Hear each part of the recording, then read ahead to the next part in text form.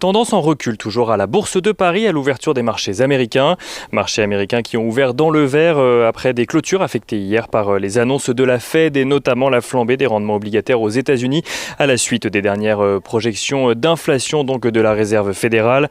Pour rappel, le Dow Jones perdait 0,46% à 32 862 points, le S&P 500 1,48% à 3 915 points, tandis que le Nasdaq Composite perdait lui 3% à 13 116 points.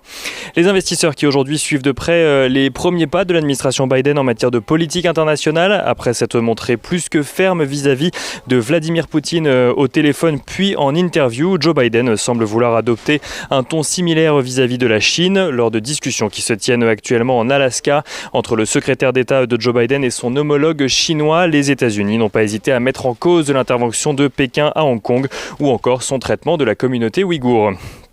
En Asie, à présent, la Banque centrale du Japon a annoncé des modifications en marge de sa politique monétaire, avec notamment un éventail de fluctuations tolérées de son taux obligataire à 10 ans légèrement augmenté, mais aussi une souplesse dans les rachats d'actifs sur les marchés pour éviter de fausser les cours.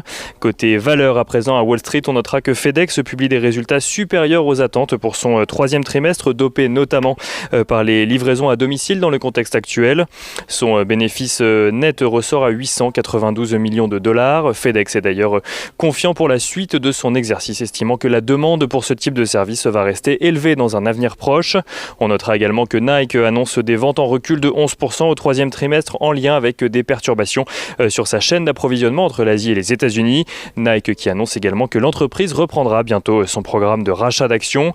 Et pour finir, on notera un recul du prix du baril de Brent qui s'échange aux alentours des 64 dollars cet après-midi, soit 5 dollars de moins environ qu'au plus haut hier, en lien avec des doutes des investisseurs sur la rapidité de la reprise, notamment en Europe où de nouvelles mesures de restriction sont adoptées.